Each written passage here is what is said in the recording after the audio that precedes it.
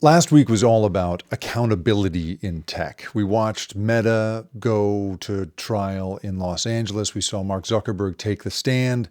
And then I got into a public fight, a debate here with one of the most prominent journalists covering the internet about how we should be holding these companies accountable.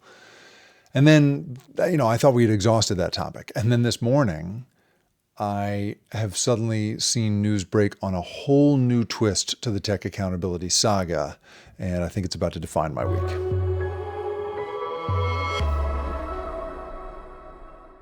I'm Jake Ward. This is The Rip Current. We look at the big invisible forces shaping our lives. And social media has, of course, been one of those forces for quite a while now, which is why we paid such close attention last week to the beginnings of the social media trial being held in Los Angeles, in which a 20-year-old plaintiff and her mother are trying to hold Meta accountable for what she says was a pattern of terrible behavior set off by the features, not the content, but the features built into how Meta's products work. And this is, of course, a huge possible crack in what has been a very bulletproof defense on the part of these companies against any charges that they should be responsible for what people wind up doing on those platforms. Section 230, the telecommunications provision in federal code, basically says that they get to be a neutral platform and aren't responsible for anything crazy that we put up there. But this case is the first of an estimated 1,600 cases trying to make the argument that Section 230 doesn't protect you when you've been using very specific design features to try to put dangerous people together or facilitate addictive behavior. And the beginnings of that trial have already given us a window inside these companies to an extent that I am really, really fascinated by. I spent a big chunk of last week thinking about the documents that have been turned over discovery in which all these different social media companies are found at a time when we can't reach scientific consensus together about whether or not social media has a causal relationship with trouble for young people. What we've seen is that the internal documents of these companies very clearly spell out that they believe it does. And that, of course, is why we're calling this the big tobacco moment for big tech. This is the moment in which the documents, the internal knowledge of harm are coming to light. And as a result, the plaintiffs here are trying to prove that these companies are liable for having known about these harms and proceeded with their tactics and strategies anyway. In the middle of all of that, Mark Zuckerberg got served, literally walking into court. A process server seems to have dropped papers in front of him, which, as far as I can tell from people I've spoken to who have been process servers, they say that that guy will be not paying for his drinks for quite a while. That's definitely the hottest, coolest thing you could do as a process server. We don't know what that trial could be. We don't know what that lawsuit could be. But as I pointed out, it's an accountability moment for this guy. You couldn't get in front of Mark Zuckerberg as a process server once upon a time. Even getting into the building requires often signing an NDA. And so the fact that he was out in public, being held accountable in court already, and then gets served in the middle of that is a very, very totemic moment, I think.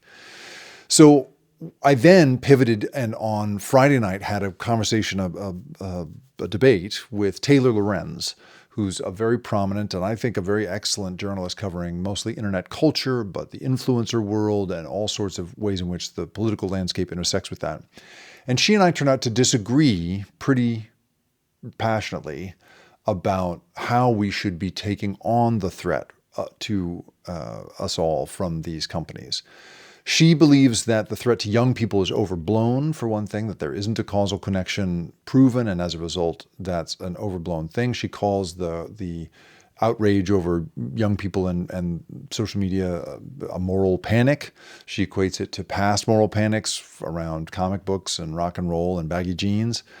And she worries, more importantly, that if we go into the mode of trying to impose regulations on these companies around how they bring content to us, then we're going to wind up in an autocratic world that's going to inadvertently give these companies more power, more control, and as a result, wipe out more of our choice in life.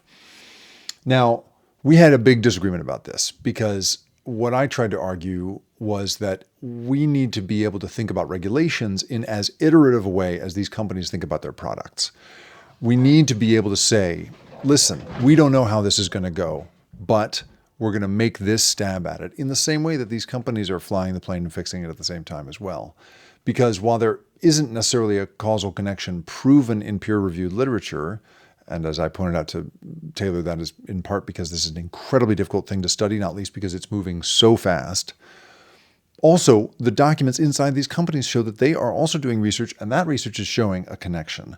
Maybe it's not directly causal, but they're certainly worried enough about it that internal research teams are trying to bring it to the attention of management. So we disagreed, I think, on the nature of the threat. I do believe that there's a real threat to young people that is distinct from baggy jeans and rock and roll and the rest of it. Not that those things haven't had a negative effect in the past. I think the rise of television hasn't necessarily been good for everybody, right? We can agree that in each case, these technologies do have an influence on how we behave, do have an influence on our mental health and our social connections.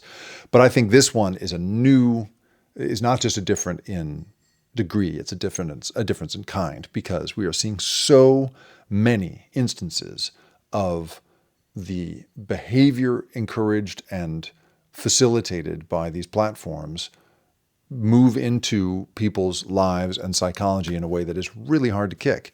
And as people have pointed out to me, we have no idea what the effect of that on young people is going to be now, much less what the effect could be on them when they become adults. And so in that moment, I think we have to do something. We cannot simply say all content is the same content and it doesn't matter. So we duked it out about that. I'll be curious, check it out if you can. It's free for everybody, and you're welcome to watch it.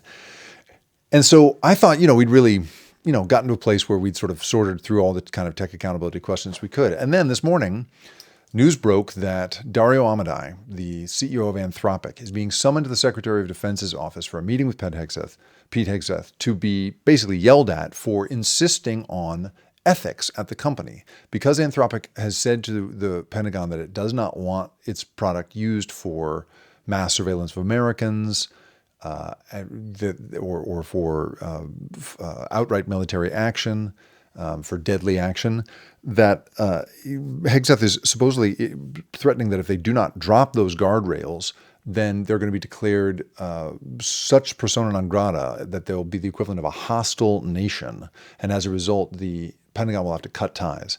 I have a big paid piece up about this, analyzing the stakes for Amodei and why this is a trap really of his own making, in a way that I think is going to be instructive to generations of tech thinkers. I think it's a really important moment. So I have a long write-up and video about that I hope you'll check out. And finally, I'll just tell you that on Tuesday night, the State of the Union is happening, as you know. And while President Trump is going to be holding forth on his vision of the future and his vision of the state of this country, I'm going to be holding forth on what I would say from the podium if I had the opportunity. I'm going to be talking about all of the ways in which technology and behavior and business are encircling us in an absolutely new and dynamic way that the AI revolution is about to accelerate, and that regulations are woefully behind on controlling. So my State of the Union will be up on Tuesday night, and I hope you can check that out as well. Again, go to theripcurrent.com for more if you enjoy this, and thanks so much for being here.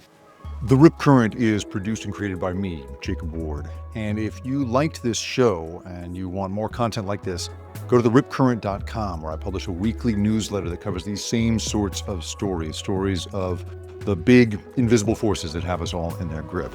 And if you want to really do me a favor, if you could go to where you have listened to this or watched it and like it, share it, or even better, review it. Holy cow, is that helpful?